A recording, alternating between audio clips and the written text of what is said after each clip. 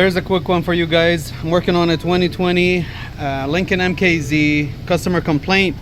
All of a sudden, it starts doing this. It loses communication with a lot of stuff. So I get the car in my, it's an intermittent, it's not all the time. So I get the car here at the shop and I started working on it, doing my checks. First I noticed, and also the customer said that the battery dies. This is a second or third battery, and I noticed a parasitic drain coming from the trunk. Now the responsible module was this, so I decided to keep an eye on it. This unit is, the car has an accident, had an accident here, and I programmed this module at some point. Everything was working fine. I gave it to the customer. He sold it. It's been 6 months. The car drives good. But now it's back for this issue. So I keep an eye on this one, and now started acting up. And look at this. This is can high, can low. Is this right here. I'm gonna disconnect it.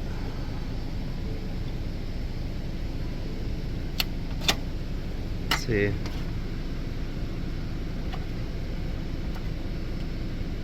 Sorry about that. I'm trying to do everything with one hand. There we go. Now it's good. It's clean, and we don't have any flashing messages or turn it off dashboards or audio controls anymore.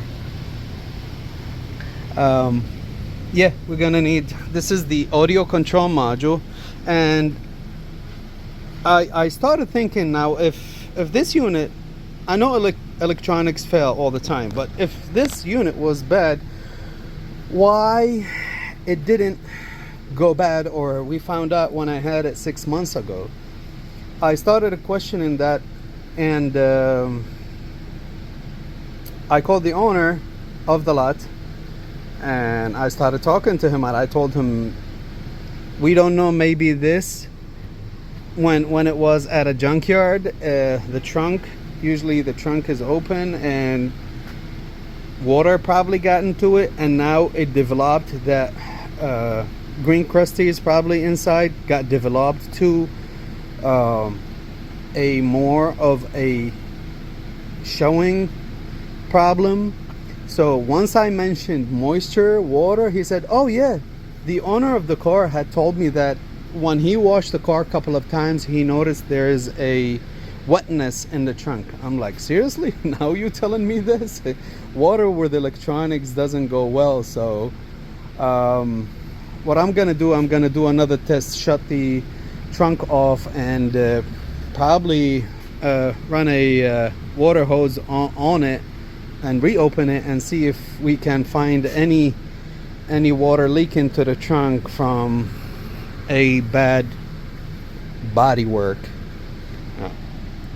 I'm not impressed so far. So yeah, and I do see, look at this, these are signs of water, but who knows what caused this. Look, these are signs of water.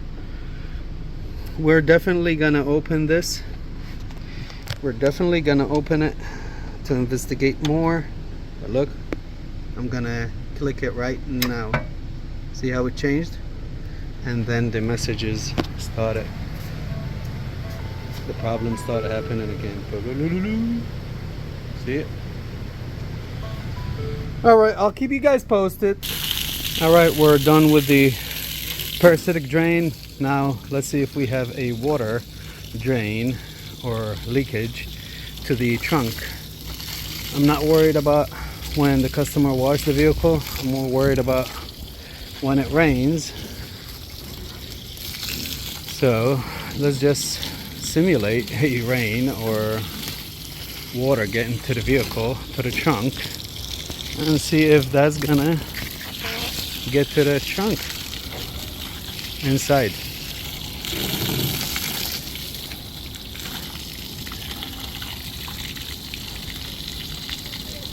Okay. Hey, how you doing? Give me your mama. Give me your mama. You own it? Yeah, so I think this is enough.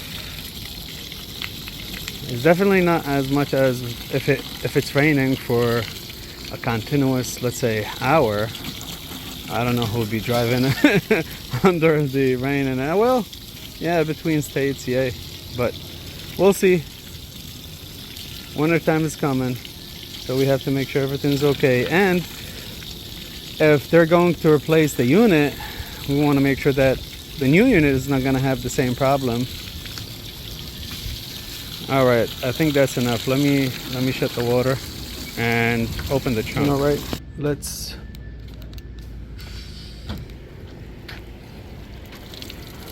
Oh, look at this. Definitely. Look at this. My suspicion was right. Okay, so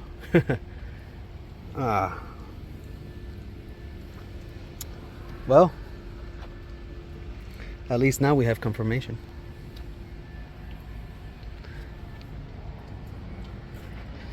Last thing before I wrap this video up, I want to show you guys the pre-scan of the vehicle. So start right here, a lot of codes. Last communication, instrument cluster, ECM, body control module, instrument cluster, parking assist control module, radio, digital audio control module, front control interface module. What do we have here? Generic function module, instrument panel cluster, radio, instrument panel cluster, access protocol interface module, the UPM, electronic control module port, chain invalid data. Okay. Last communication instrument cluster, last communication with access protocol interface module, last communication with cluster module, dynamics control module, invalid data received from gear shift, and then last communication with accessory protocol interface module, last communication with instrument cluster, last communication with instrument cluster. Yeah, all those modules get affected. All those modules get affected. Wow, it's hot. Look at me sweating. All those modules get affected by this issue, and we have confirmation they have to do some body work for the vehicle before they install any module or program it. I hope you guys liked it. I know it didn't include any diag process, but pretty much the parasitic drain led me to that module. Take a look at it. And by the way, when the car was dropped here, it was running and driving. It is intermittent, that's why I kept it here. I kept watching it for 4 days, and once he said this is his third battery, so I'm like, let me see if two related issues. And I checked the parasitic drain. I had this one was after 5 minutes. When you lock it, it's 5 amp. After 5 minutes, it goes down to 3 amp, and then after the 3 amp, after 15 minutes, I think to 20 minutes, it goes down to 900 milliamp. And after I think a half an hour, it would go completely dead to 0.13 milliamp, which that happened after I found out that the unit was drawing the 900 milliamp. The 900 milliamp was always there. So, and even that unit car was sitting here for 2-3 days, and that unit, when I come, it's warm. I can feel it. So that led me to thinking that probably is the cause of the issue. It didn't happen right away, but now when I grabbed the camera to record, that's when it happened again, and I had confirmation. I had already pulled the diagram and pulled all these modules. I was gonna do my checks, but it made sense to me to go to the trunk, and the water information, if I had it in the beginning, I probably wouldn't take me that long. That's why it's really important to listen to every detail. And if you're a car owner, make sure when your car has any problem to tell the mechanic or the tech, whoever is working on it, tell him every single detail. It probably doesn't make sense to you, but it's different on our side. Everything probably related. So I hope you guys enjoyed it. Thank you guys for watching. Stay around for the next one, and if you're in the Dallas DFW area in Texas, let me know if you have a similar case like this. Have a good day.